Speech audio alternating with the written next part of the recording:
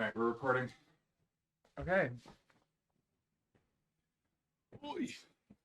I might need to step out eventually for more milk if this gets too hot. Are you worried? I actually kind of am, because I think this is a lot. I put a lot of hot sauce on each of them. I'm so excited. Okay.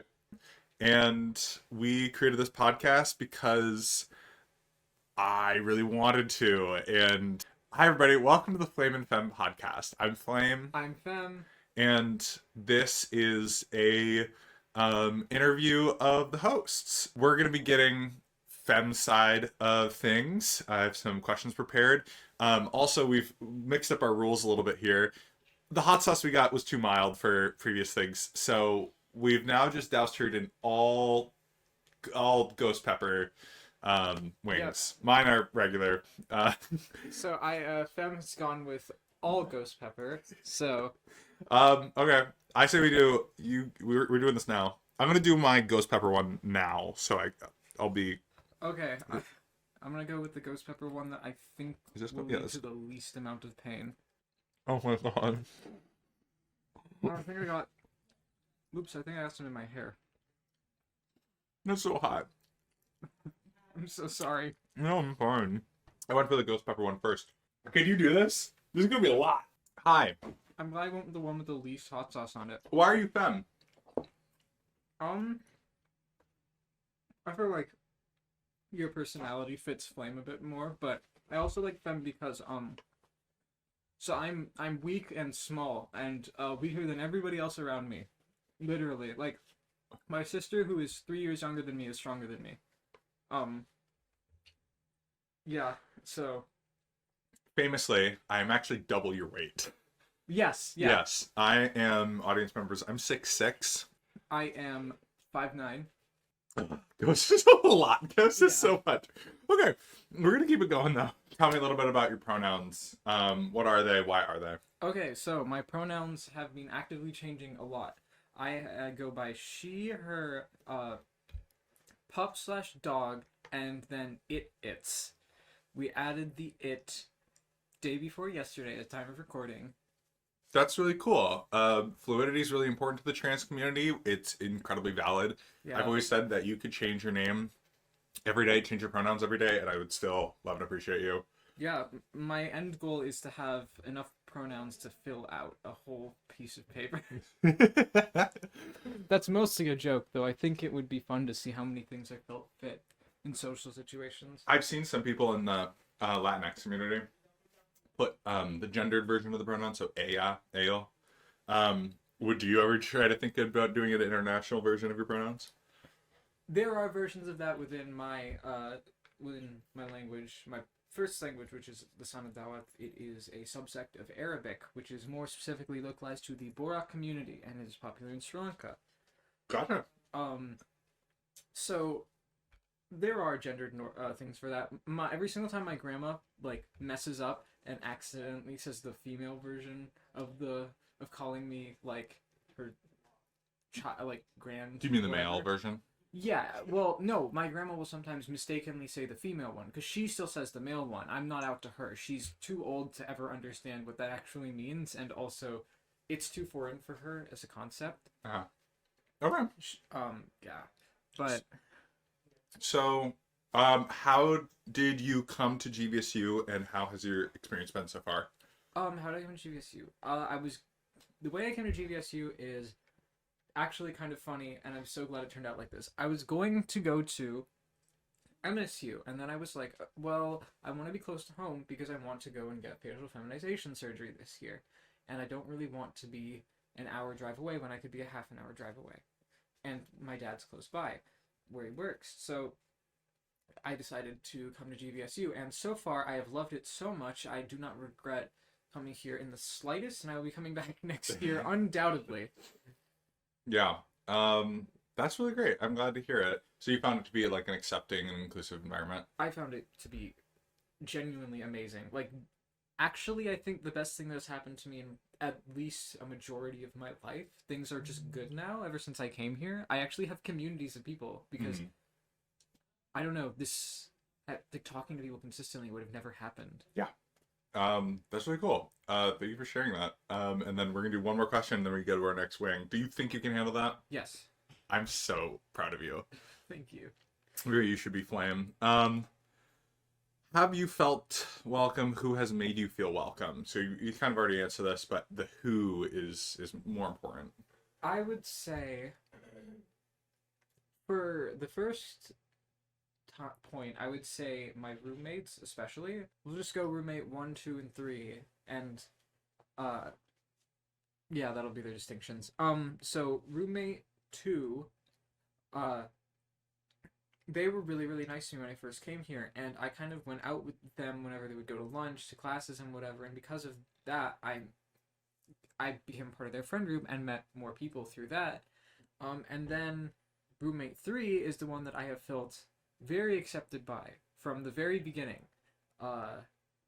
She's been great, very nice to me, amazing. She dyed my hair. She's introducing me to womanhood. I think I never had before in my life, and also alt culture, which I semi deliberately avoided. Which is so much fun to me. I'm able to express myself better in a way that makes me more happy, and I get to do the things I've always wanted to do, but we're always too afraid of doing. Your aesthetic influences are being supported. Yes. That's really exciting. And then, a secondary would be you, honestly. Like, I think it's a contender for the first or second that's made me feel the most welcome has to be you. You've been more than helpful for me feeling comfortable here. And thank you for that. I'm very happy here. I've had a lot of time in this community, and I was extremely motivated when I came here to build trans communities where we can share our experiences and not just queer spaces. So this podcast is part of that. It's supposed to be about bringing, at least for the first season, trans women together. I think we might be changing it up if we go to other seasons, more interviewing more trans people. But getting our experiences, documenting what it's like to be us, living in 2023 at GVSU. Okay, we're gonna go on to the second wing. Yeah. This is giving me the sniffles. It's hot. So. Oh, it's just so good. It's the Costco wings. Everything from Costco is just better. This episode is sponsored by Costco. Imagine if we ever got sponsored. That'd be funny. Apparently, you're supposed to start pedaling for it at the beginning, so I'll make some bouts for it. What was your experience with podcasts? My experience with podcast, I got to discover a lot about myself in different communities because of podcasts. I think I accidentally got introduced to drug culture really early because of podcasts. Cool. I think that simply because of that, I ended up doing a lot of things that I don't think I ever would have done if it wasn't for listening to people that did podcasts and that me thinking, oh wow, that would be like a fun experience. What are your feelings on drugs? I live under the principle of I'll try almost anything once. And so I've done a lot of different drug experiences, not for the sake of doing it again, just for the sake of feeling what it's like. We have previously talked personally about the concept of being somebody that holds a lot of disabilities, and the fact that you're trying to prioritize a really fun life over a long life. Do you think that's influenced your relationship with substance at all? Absolutely. So, for reasons I will not list, I've decided to live my life to what I think would be the most enjoyable for me, instead of necessarily focusing on long-term goals. And part of that is out of spite. I kind of was raised to be more than just my parents' child. I was raised to be an inheritor of land and stuff, and there's a whole pedigree that goes with simply having my last name, and I hate that. I really do. I don't like having to be that. Call me a socialist at heart, but I don't like it. So I want to live my life to be, like, as happy as I can be, deliberately out of spite of every single part of my family around me. Like the Childish Gambino line from Sweatpants, where it's like, I don't give a fuck about my family name. That? Basically. Yeah. It's kind of, for me, it's a bit of shame. I don't like what my family has done. My dad's side of the family is good. Mostly. My mom's side of the family, though, is horrific. And I don't ever want to be associated with that. Gotcha. Yeah, I think that brings us to our next question. Tell me about growing up Sri Lankan. What did it mean to you, and how does your culture raise boys? Y- yeah, that's a lot.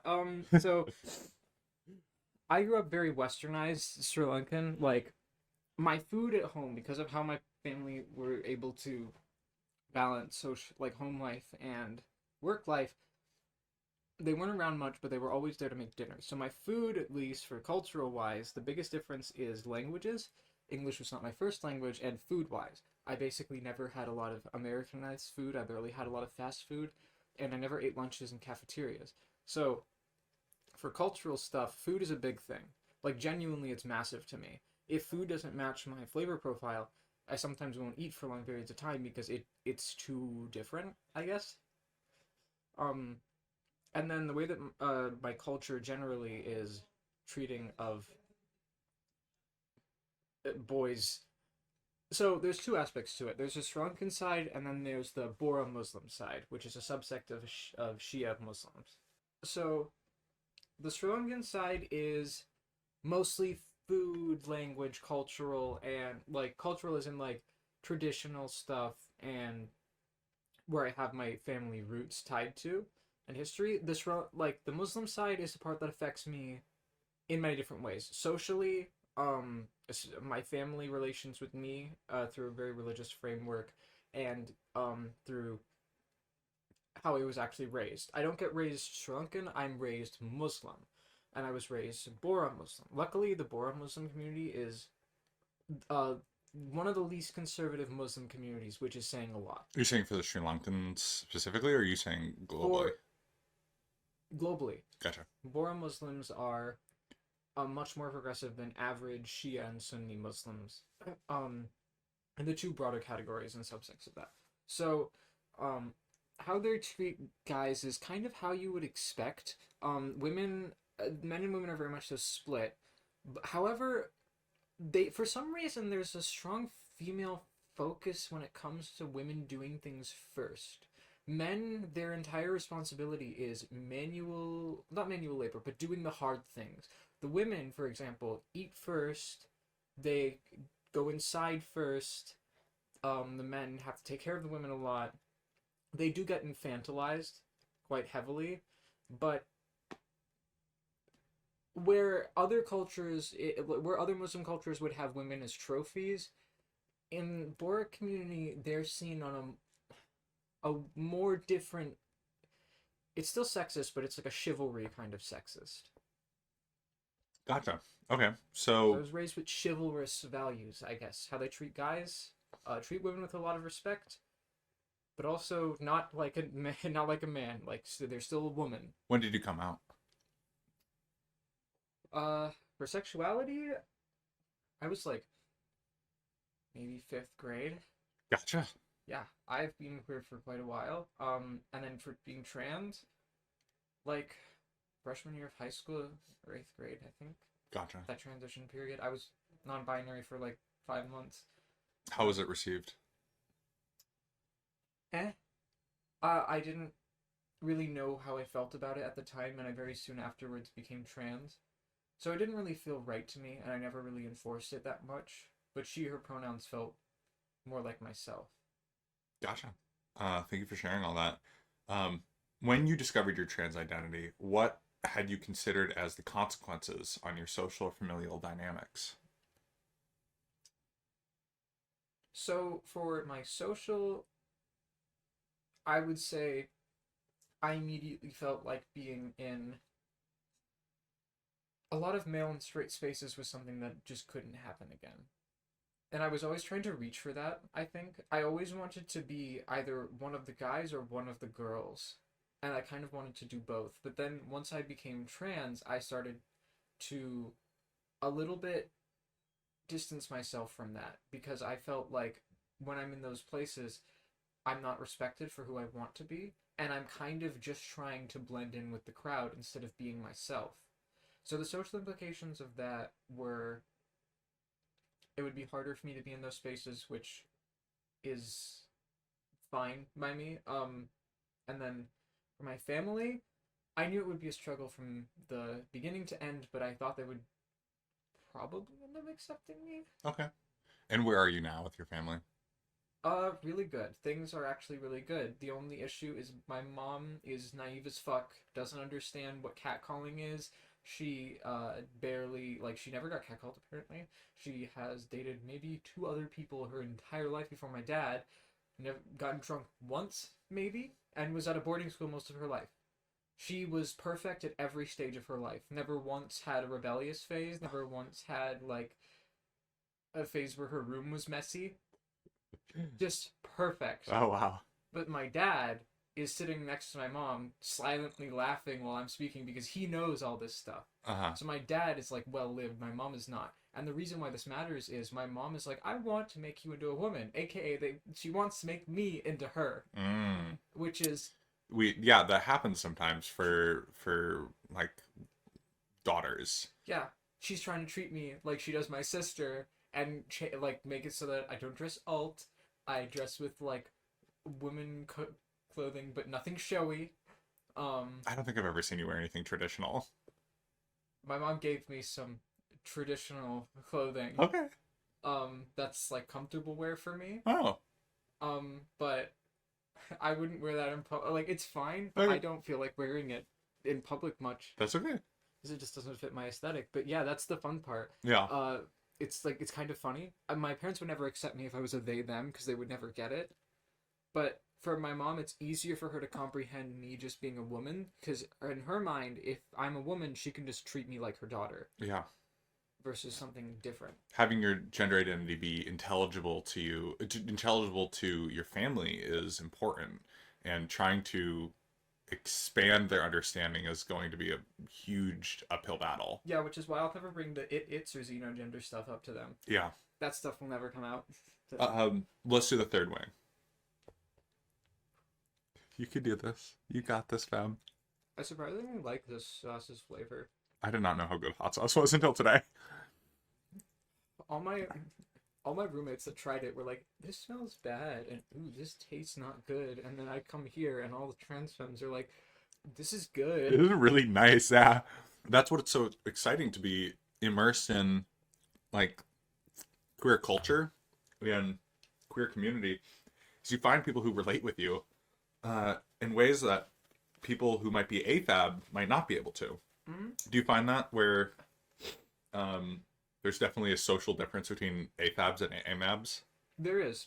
There tends to be like I would call it like kind of a feminist difference, maybe. It feels like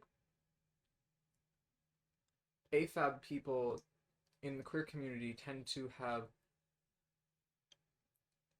a more intimate knowledge of women like feminist communities than a lot of trans people do, and I just feel like there's kind of a difference there. I don't know how to properly Sure. phrase what I'm saying. That's hard. It's a challenging concept. Yeah, if I could word it better, maybe I would. Okay. Well, we can move on to the next question. You use the pup pronoun. Can you share how you found the furry community and what impact has made on you? Okay, yes. So for me, furry community happened when I was young, aka discovering my sexuality.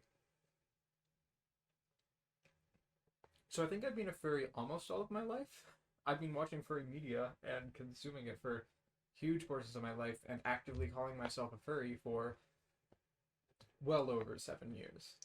Um, but I never really felt that connected to the community. However, I think that's because I don't know if I'm quintessentially a furry.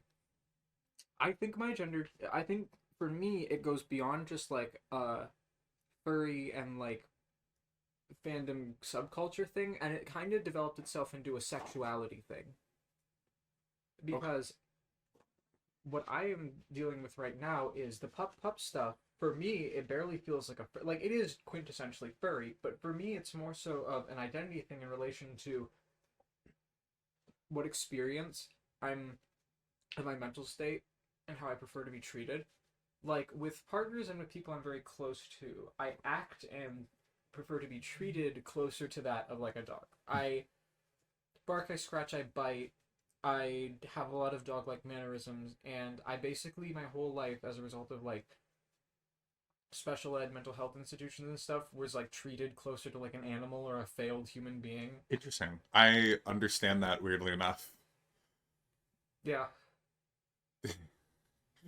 Yeah, that's talked about by some academics, the concept of being a failed individual either within your gender identity, sexual identity. A lot of families will look down on queer people, being like, well, I guess that's never going to be a valuable child.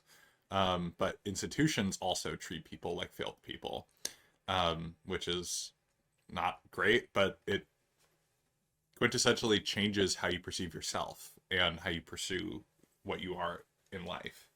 Yeah. Um, Like I have a different relation to my gender because of how I was treated and my experiences, and I think a decent amount because of how my mental state is generally. I tend to be more animalistic in mannerisms, and because of that, I related closer to an animal experience than a human one, and I have different boundaries and preferred experiences and ways of speaking as well as interacting with people that are different than what would be for a majority of people. I guess an interesting idea is my body holds a different level of sanctity compared to another person's because I have certain boundary levels that to others might seem like either degrading or weirdly okay, but I also have different boundaries that others would also consider that, but in the opposite direction. Like they would be okay with it, but I'm not. That is interesting. I um it's interesting to see where the bounds of how we perceive ourselves fit within our relationship dynamics. Do you feel like you have to do a lot of explaining about yourself to your partners? Yes, I'm like constantly trying to explain things. So far, both of my partners have gotten. No, my first partner has almost gotten it.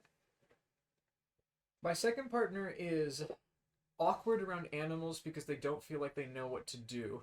So animals, they're not afraid of them. They just feel socially uncomfortable around animals. Yeah. So they have a difficult time relating to me. But Quinn, for the most part, does a pretty good job. Not an amazing job, but a person I know, Hannah, or online individual Discord. You don't know them, but a person I've talked about before, an online individual trans person I've met from New York.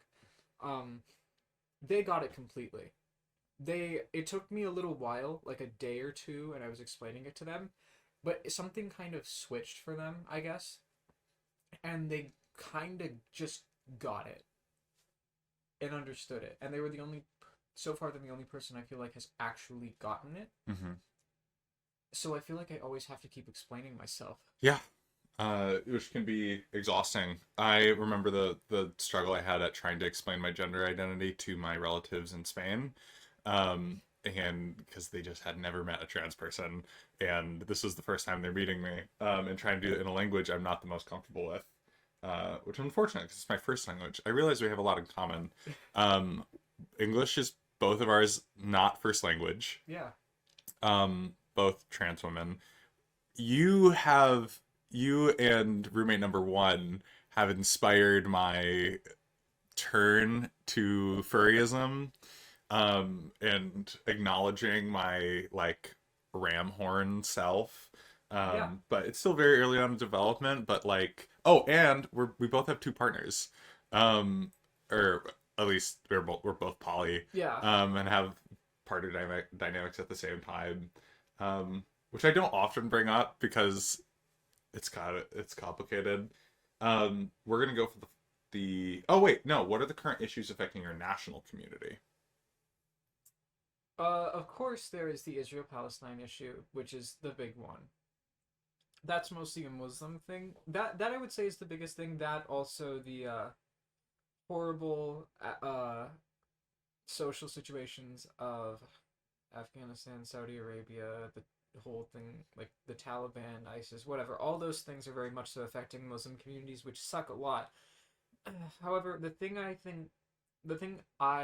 like to give a lot of attention to outside of the Israel Palestine thing is the situation of Iran. Saudi Arabia and Afghanistan are two Muslim countries that I feel are not going to change in the next 50 years really significantly. I think they're always going to be very conservative and just kind of bad for a little bit. Iran, though, largely not as Muslim, like not as conservative as you might think. There, it is surprisingly liberal. It's just controlled by a government that really isn't representative of the people there, which is kind of dumb. Like, there are queer spaces in places like Iran. They're cracked down on by the government somewhat, but they're largely just kind of socially ostracized and left to keep existing. Every once in a while, they'll get raided and people will be beheaded, but you know,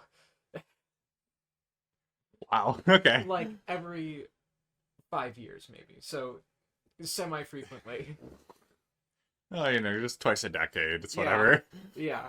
And then there's the Sri Lankan side of things, or the India Palestine, not India Palestine, India Pakistan issue, which is the difference. I Which think is we're gonna the, talk Canada, and I was like, whoa. no. India and Pakistan, which is the whole division between Buddhists and Muslims that happened because of what happened, the British splitting India and giving the Muslims their own place. Mm. So there's a lot of ethnic clashing between Buddhists and Muslims in India, which is another issue because I have a lot of family in India that's Muslim and has to deal with a lot of discrimination as a result of that. Gotcha. But in Sri Lanka, the biggest thing that happened is, it's kind of a failed state. Mm. Like, Sri Lanka is currently ruled by one family that was elected 10 years ago. There will be no new elections. Every single position of government has been given to other members of the country and other members of the family, and then eventually there was a revolution. Nothing happened, actually, and the same people that were running the country before are back in power. And the reason why this happened is because they took out a $3 billion loan from China to build an airport that not a single airport has flown in yet, so they are in massive amounts of debt. Oh, gosh. That's the situation in Sri Lanka. Thank you for enlightening me and potential viewers. Yeah. Yeah, these situations weigh heavy on us on trying to, but as Americans, we are frequently feel unable to kind of do anything or influence this.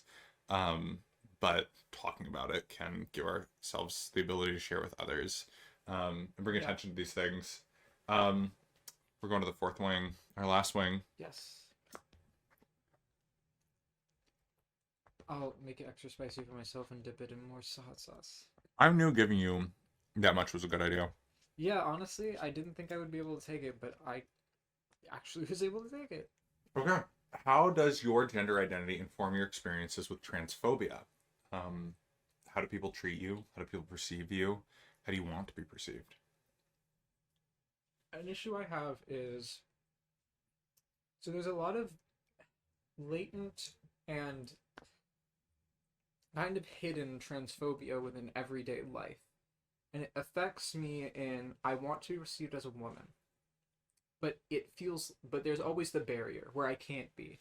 I'm not allowed to be. Society doesn't see me as that. If I look kind of clocky, I'll be seen as a trans woman. I won't be able to be seen as a woman. I want to be perceived as a queer woman. It's not that I don't want to be a trans woman. It's just I don't have the option to be seen as anything else. And I want to be able to be seen as more than just a trans woman, but also as a woman. Mm-hmm. Because it still feels like there's a masculine weight behind being a trans woman that doesn't appropriately define me. Yeah, the hidden transphobia, and it being informed on how people intelligent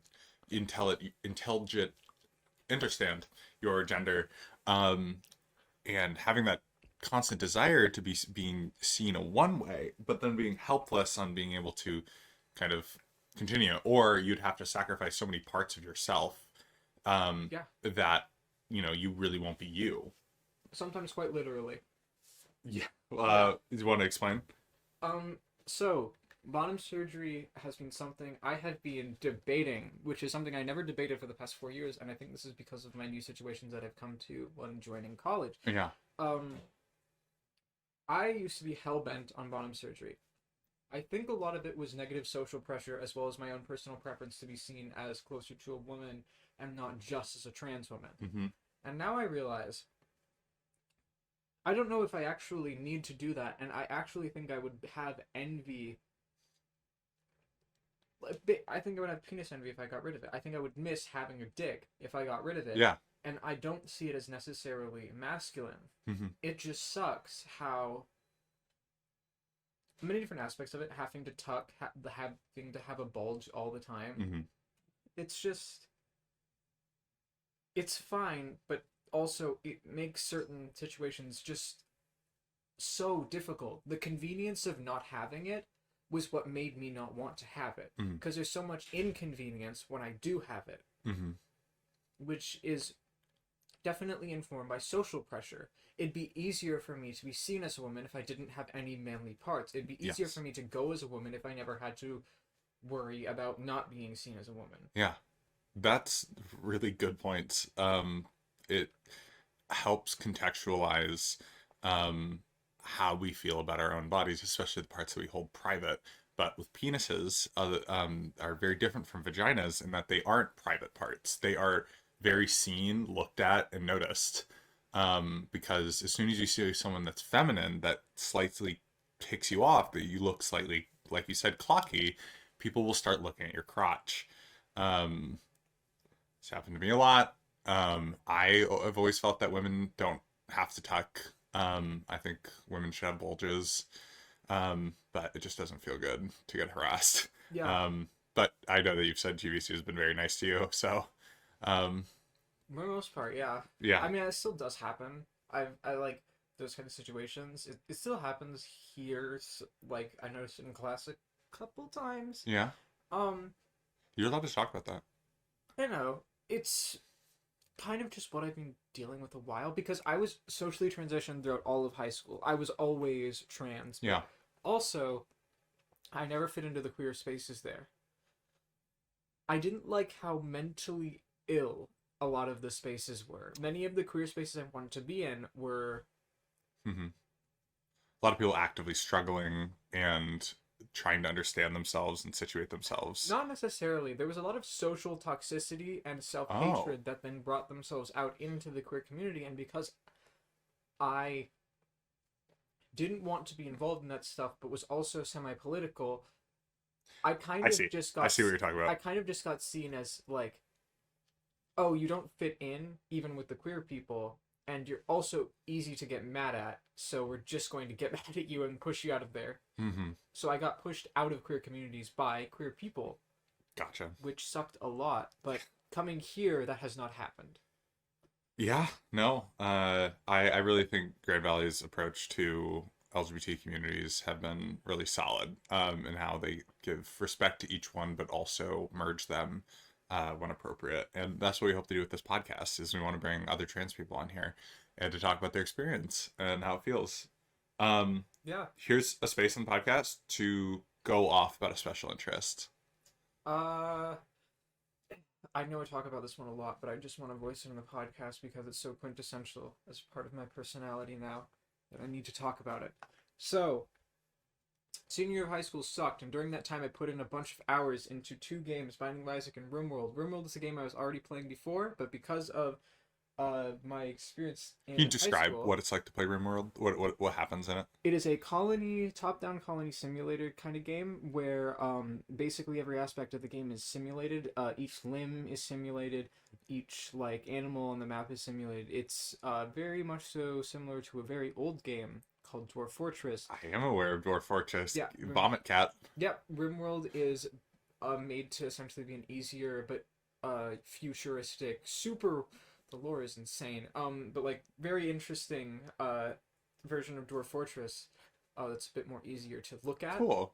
And that became my hyper interest. So for RimWorld, now because this is a podcast and I can't be egotistical and know that every single, because in case somebody that actually knows more than me watches this, I can't say I know everything. So I know 99% of everything in the game. Here's my thing with the games that I'm like super aware of. I think the Halo series. I think I do know everything. Um, I know. Sorry, I know everything about the lore, and it frustrates me because I'll go watch like video essays, like iceberg videos, and I'll be like, they didn't cover everything, and I'll just get really frustrated. Oh yeah, like for me, I feel like I know everything about the RimWorld lore mostly. The issue is the RimWorld lore is literally longer than the Harry Potter series, and it's in a Google Doc. Ha! Because the lore, like the creator of the game, Tynan Sylvester, has an insane imagination, and a good demonstration of this is there's incredibly powerful artificial intelligence, and he does a really cool thing with them. Because of how smart artificial intelligence is, they basically realize what is the most advanced form of life that we can possibly get to that gets down to fundamental components. Oh, life itself. So AI and super powerful artificial intelligences take the form of life. They become blades of grass. They turn into their own trees. They influence animals. They're so powerful that they themselves became the computer became life. That's really cool. Um, It's like what's that one series? Restaurant at the End of the Universe. yeah, Do you know what I'm talking about? yeah, I've heard of it. How Earth was a giant supercomputer and it Yep, came up with the answer 42. yep. So Um, yeah, and then RimWorld. The reason why I say and everything is because I know basically everything about the game and the different aspects. The only thing I can definitively know that I definitively know I do not know is why the AI freaks out when doors are closed. Enemy AI. I mean, I kind of freak out when doors are like slammed. Yeah, I can't handle that. I have too much PTSD to do that. enemy AI for some reason kind of just wanders and around whenever a door is closed in front of them if they're trying to attack somebody that just walked through a door. So instead of trying to break down the door, they just kind of walk away in a random direction.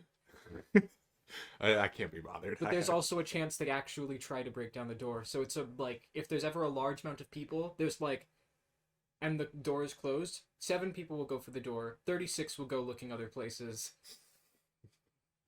Can't go this way. There's a Yep. door. Yep. Anyways, we can wrap it up here. How do you say goodbye in Sri Lankan? So in this that would be Lusana Dawit, and that would be Kudafis. Say it again. Kudafis. That's how you say goodbye? Yes. Kudafis? Yes. Did I say it right? Yes. All right, everybody. This has been Flame and Femme. I am Flame. I am Femme. Kudafis. Kudafis.